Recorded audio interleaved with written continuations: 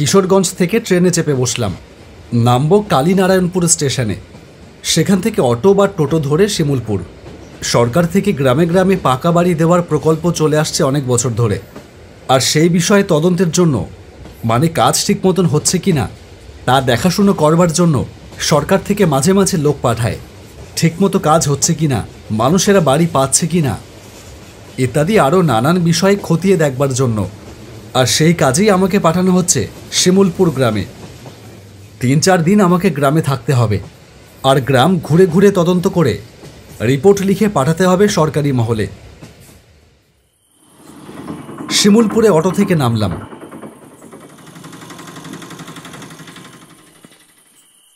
একটা সরকারি প্রাইমারি স্কুলে আমার থাকবার ব্যবস্থা হয়েছে। সেই স্কুলের সামনেই নেমেছি। স্কুলের একজন দপ্তরি থাকবার কথা ছিল, কিন্তু আমার পৌঁছাতে একটু দেরি হয়েছে, তাই হয়তো লোকটা চলে গেছে। আমি এগিয়ে গেলাম স্কুলটার দিকে। জনবসতিহীন ফাঁকা জায়গার মাঝখানে একটা ছোটখাটো স্কুল, কিন্তু কেউ এসে আমার থাকবার বন্দোবস্ত করে না দিলে থাকবো কি করে? অন্তত যে ঘরে আমার থাকবার কথা সেই ঘরটা তো খুলে দিতে হবে, কিন্তু কাউকেই তো দেখছি না। কি করব এখন? হঠাৎ মনে হলো আমার পেছনে যেন কে এসে দাঁড়িয়েছে। ঘাড় ঘুরিয়ে তাকাতেই কাউকেই দেখতে পেলাম না। মনের ভুল অথবা গাছের ছায়া হবে হয়তো। কি করব না করব আবার এইসবই ভাবছি। এমন সময় হঠাৎ মনে হলো কে যেন আবার এসে দাঁড়িয়েছে আমার ঠিক পেছনে।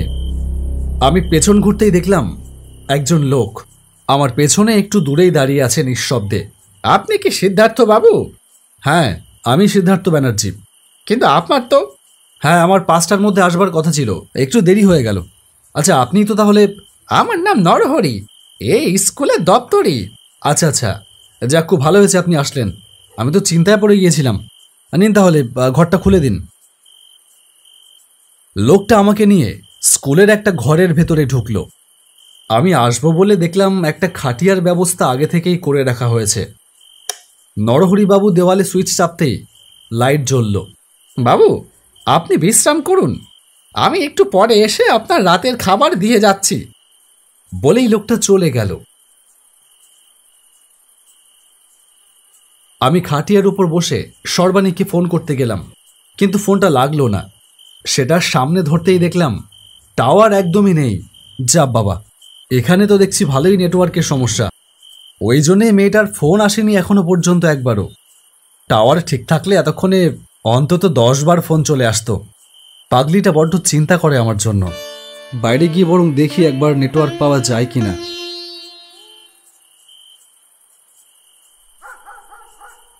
স্কুলের সামনে রাস্তায় এসে দাঁড়ালাম, কিন্তু কোনো লাভ হলো না। ফোনটা কানেক্ট হলো না কিছুতেই। অগত্যা আবার ফিরে এলাম ঘরে। অনেকটা পথ জার্নিতে বেশ ক্লান্ত লাগছে, তাই বিছানা একটু গা এলিয়ে দিলাম। চোখের পাতা দুটো বুজে এলো ক্লান্তিতে। হঠাৎ দরজায় ঠকঠক আওয়াজ শুনে ঘুমের ঘোরটা কেটে গেল। সোজা হয়ে উঠে বসলাম বিছানায়। তারপর বললাম, কে? বাবু, আপনার খাবার নিয়ে এসেছি, একবার দরজাটা খুলে দিন। ও আচ্ছা আচ্ছা, দাঁড়ান, খুলছি। উঠে গিয়ে দরজাটা খুলে দিতেই দেখলাম লোকটা একটা খাবারের ব্যাগ হাতে নিয়ে দাঁড়িয়ে আছে। আসুন, ভেতরে আসুন। না বাবু, আমি এখন আর ভেতরে যাব না, আপনি এটা নিন। একটু বেশি দেরি হয়ে গেল, আপনি খেয়ে দিয়ে শুয়ে পড়ুন বাবু। আমি আজ আসি, কাল সকালে আমি আবার আসব। আর বাবু, একটা কথা, রাতের বেলায় দরজায় যদি কেউ কড়া নাড়ে তাহলে দরজা খুলবেন না যেন। কেন? রাতের বেলায় দরজায় আবার কে কড়া নাড়বে? সে অনেক কথা বাবু, আপনার এখন না জানলেও চলবে। আমি আর চলি, আমি শুধু যে কথাটা বললাম সেটা মাথায় রাখবেন। বলেই লোকটা চলে গেল। আশ্চর্য, কে দরজায় কড়া নাড়বে, কেনই বা দরজা খুলবো না, সেসব কিছুই বলল না যে। লোকটার মতলবটা কি? আমাকে ভয় দেখানো? ধুর। খাবার খেয়ে আবার ঘুমিয়ে পড়লাম। রাত কটা হবে জানি না। দরজায় আবার ঠকঠক। ঘুমটা ভেঙে গেল। উঠে বসলাম বিছানায়। কে কে? কোনো উত্তর এলো না। আবার বললাম, আরে কে? এত রাতে কি দরকার? এইবারে উত্তর এলো। আমি মালিনী, একবার দরজাটা খুলবেন? মোবাইলটা হাতে নিয়ে দেখলাম রাত 1টা বাজে। এত রাতে একটা মেয়ে কি চায় আমার কাছে? এত রাতে আপনার কি দরকার? দরকার আছে, একবার খুলুন না দরজাটা। আপনি কাল সকালে আসবেন, এখন চলে যান। সকালে আসা যে আমার দ্বারা সম্ভব নয়। আমাকে যা বলবার তা রাতের বেলায় বলতে হবে। আপনি দয়া করে একবার দরজাটা খুলুন না। এ তো দেখছি আচ্ছা মুশকিল। নতুন জায়গায় প্রথম দিন এসেছি, একটা অচেনা মেয়ে এসে বলছে দরজা খুলে দাও, তাও এই গভীর রাতে। না না, দরজা খুলে শেষমেশ যদি কোনো বিপদে পড়ি। বিরক্ত হয়ে বললাম, দেখুন আপনি চলে যান। এত রাতে আমার পক্ষে দরজা খোলা কোনোভাবেই সম্ভব না। আর তাছাড়া আমি এখানে আজকে নতুন এসেছি, আমি আপনাকে কোনোভাবেই সাহায্য করতে পারবো না। আপনি বরং আপনার গ্রামের অন্য মানুষদের কাছে যান, তারা আপনাকে সাহায্য করতে পারবে। মেয়েটা আর কিছু বলল না। বাইরে শুনতে পেলাম নুপুর পড়া পায়ের ছমছম শব্দ। যাক, তার মানে চলে গেছে। আবার বিছানায় গা এলিয়ে দিলাম।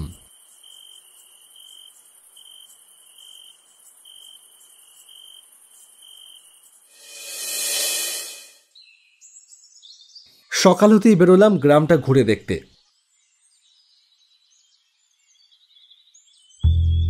গ্রামের বেশিরভাগ বাড়ি তো কাঁচা, হাতে গোনা কয়েকটা বাড়ি পাকা হয়েছে দেখলাম।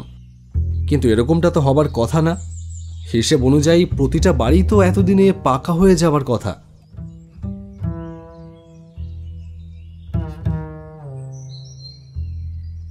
আরো খানিকটা হাঁটতেই দেখলাম একটা কাঁচা বাড়ি ভেঙে চুরে পড়ে আছে। টালির চাল, পুরনো ইটের দেওয়াল সব দলা হয়ে পড়ে আছে আগাছার ঝোপের ভেতর। বড় ধরনের কোনো গন্ডগোল আছে মনে হচ্ছে। একবার প্রধানের সাথে কথা বলতে হবে।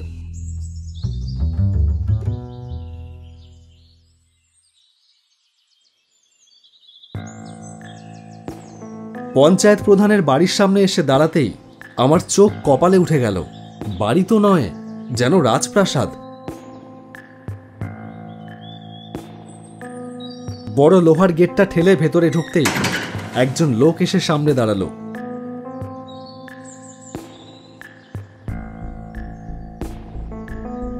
কি চাই? আমি একবার প্রধান সাহেবের সঙ্গে দেখা করতে চাই, নিয়ে চলুন। প্রধান সাহেবের সঙ্গে দেখা করবেন মানে? এ কি মুড়ি মুরগি নাকি? আগে বলুন কোথা থেকে আসছেন, কি দরকার সেসব বলুন। আমাকে সরকার থেকে ইনভেস্টিগেশনের জন্য পাঠিয়েছে, এই গ্রামের সরকারি বাড়ির কাজ খতিয়ে দেখবার জন্য। ও আচ্ছা আচ্ছা, আপনিই তাহলে। আচ্ছা আপনি একটু দাঁড়ান, আমি প্রধান সাহেবের সাথে কথা বলে আপনাকে জানাচ্ছি। বলেই লোকটা চলে গেল। আমি দাঁড়িয়ে রইলাম বাইরে।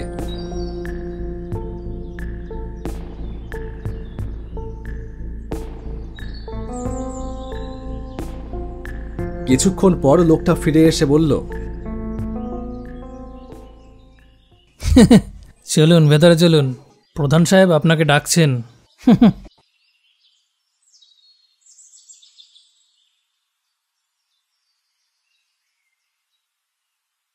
লোকটার সাথে গিয়ে দাঁড়ালাম প্রধান সাহেবের অফিস ঘরে। আসুন স্যার, আসুন, বসুন প্লিজ। ধন্যবাদ। বলুন কি নেবেন, চা না কফি? এই গ্রামে তো এতদিনে প্রতিটা বাড়ি পাকা হয়ে যাবার কথা, সরকার থেকে সেই মতো ফান্ডও দেওয়া হয়েছে, তাহলে বাড়িগুলো হয়নি কেন? আরে বাপ, আপনি তো দেখছি এসেই শুরু করে দিলেন। এত ব্যস্ত হলে কি চলে? দেখুন প্রধান সাহেব, আমি সরকারি কাজে এসেছি, আমাকে পুরো ব্যাপারটা খতিয়ে দেখে রিপোর্ট লিখে সরকারকে জমা দিতে হবে। হাতে সময় বড্ড কম, বুঝলেন?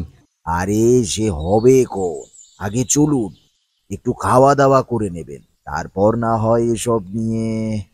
বললাম তো হাতে সময় খুব কম।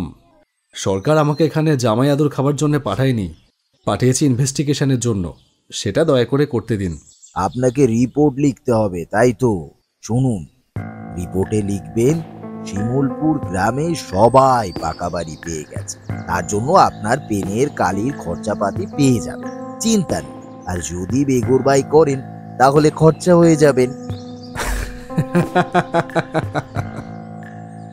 প্রধান সাহেব, আপনার ওই চোখ রাঙানিতে আপনার পোষা চামচারা ভয় পেতে পারে, কিন্তু আমি যে ভয় পাই না। আমার রিপোর্টে যা লিখবার আমি তাই লিখব। তারপর আপনি তো গদি হারাবেনই, আর সেই সাথে জেলের ভাতও খাবেন, সরকারি টাকা চুরি করবার অপরাধে। চলি, নমস্কার।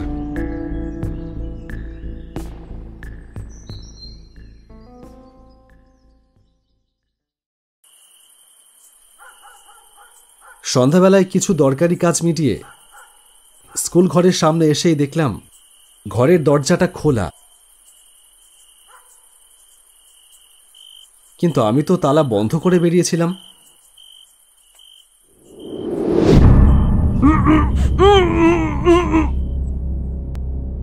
জ্ঞান ফিরতেই দেখলাম একটা অচেনা জায়গায় রয়েছি।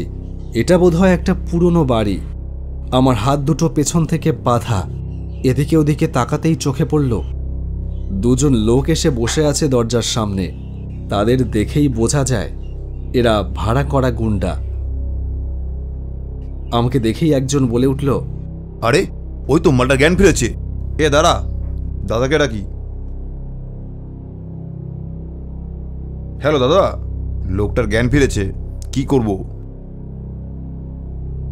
ও আচ্ছা, আপনি আসছেন? ঠিক আছে ঠিক আছে। ঘরের ভেতরটা অন্ধকার, স্যাঁতস্যাঁতে কেমন একটা ভ্যাপসা কটু গন্ধ। একটা গাড়ি দাঁড়াবার শব্দ পেলাম। ঘরের ভেতরে এসে ঢুকল পঞ্চায়েত প্রধান।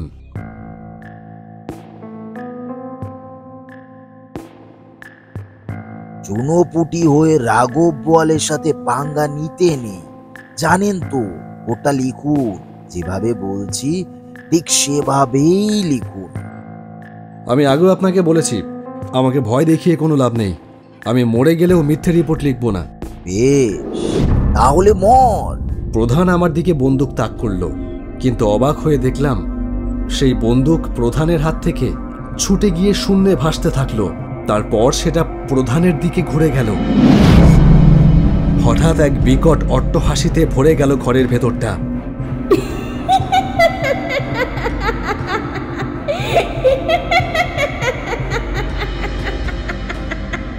তারপর আমার সামনে বাতাসের ভেতর থেকে আবির্ভূত হলো একটা মেয়ের বিভৎস শরীর। তার থেতলে যাওয়া মাথা থেকে রক্তের ধারা বেয়ে নামছে, চোখের ভেতর থেকে ঠিকরে বেরোচ্ছে ক্রোধ। আমি চাইলে তো অনেক আগেই প্রতিশোধ নিতে পারতাম, তোকে মেরে ফেলতে পারতাম অনেক আগে, কিন্তু তুই আমার অনির্বাণের বাবা, তাই আমি তোকে করুণা করতে চেয়েছিলাম। আমি চেয়েছিলাম আইনের পথে তোর পাপের শাস্তি হোক। তোর লোভের জন্য এই গায়ের মানুষেরা আজও কাঁচা বাড়িতে বাস করে। গত আষাঢ়ের ঝড়ে আমাদের বাড়িটা ভেঙে পড়ল। টালির চালের নিচে পড়ে অসহায়ভাবে আমি মারা গেলাম। আমি, আমার বাবা, সবাই। এত লোভ তোর, এই তোকে আর আমি বাঁচিয়ে রাখবো না। মালিনী, এ তুমি কি করছো? না না না না, আমাকে বেরো না। আমি তোমার অনির্বাণের বাবা। চুপ কর শয়তান, সে সম্পর্ককে তুই কোনোদিন মান্যতা দিসনি। আমরা গরিব বলে নিজের ছেলেকে ভুল বুঝিয়ে বিদেশে পাঠিয়ে দিলি, আর আজ জীবন বাঁচানোর জন্য সেই সম্পর্কের আড়ালে লুকোতে তোর লজ্জা করছে না? কোনো লাভ নেই, আজ তোর শেষ দিন। মালিনী প্রধানের দিকে বন্দুক তাক করল। ঠিক সেই সময় ঘরের ভেতর আরও এক ছায়ামূর্তি এসে দাঁড়ালো। দাঁড়া মা, এই কাজ করিস না। বাবা, তুমি এ কথা বলছো? হ্যাঁ রে মা, ক্রোধের বশে তুই এই কাজ করলে মুক্ত হতে পারবি না। পবিত্র আত্মায় যদি রক্তের দাগ লাগে, তাহলে সেই আত্মা প্রেতাত্মা হয়ে যায়, মুক্তি হয় না। তুই ওকে আইনের হাতে ছেড়ে দে, ওর শাস্তি দিক আইন। কোথায় ছিল আইন যখন এই প্রধান গ্রামের অসহায় মানুষদের জন্য সরকার থেকে দেওয়া পাকা বাড়ির টাকা আত্মসাৎ করে নিজের রাজপ্রাসাদ কিনলো? কোথায় ছিল আইন যেদিন তুমি আর আমি অসহায়ের মতো ভাঙা বাড়ির নিচে চাপা পড়ে মরলাম? ধর্মের কল যে বাতাসে নড়ে মা। পাপের টাকায় রাজপ্রাসাদ বানানো যায়, কিন্তু তা ভোগ করা যায় না বেশি দিন।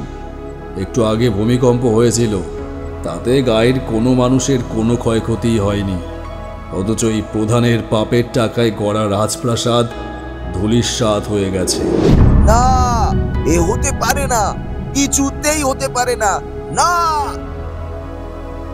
আপনি সৎ মানুষ, আপনি দয়া করে ন্যায্য বিচারের ব্যবস্থা করুন। আর দেখবেন গাঁয়ের আর কোনো অসহায় মানুষ যেন বাড়ি চাপা পড়ে না পড়ে।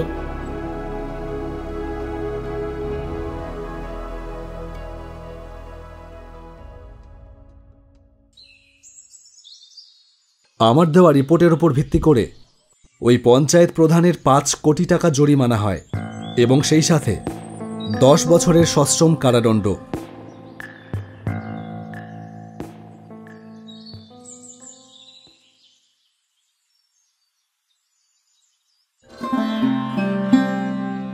শিমুলপুর গ্রাম থেকে ফিরে এসেছি আজ প্রায় 1 মাস হতে চলল, কিন্তু মন থেকে ওই গ্রামের স্মৃতি এখনো এতটুকুও ঝাপসা হয়নি। ওই অভাগিনী মালিনীর কথা সারা জীবনে কি ভুলতে পারবো? জানলার ধারে বসে এইসবই ভাবছিলাম, এমন সময় ফোনটা বেজে উঠল।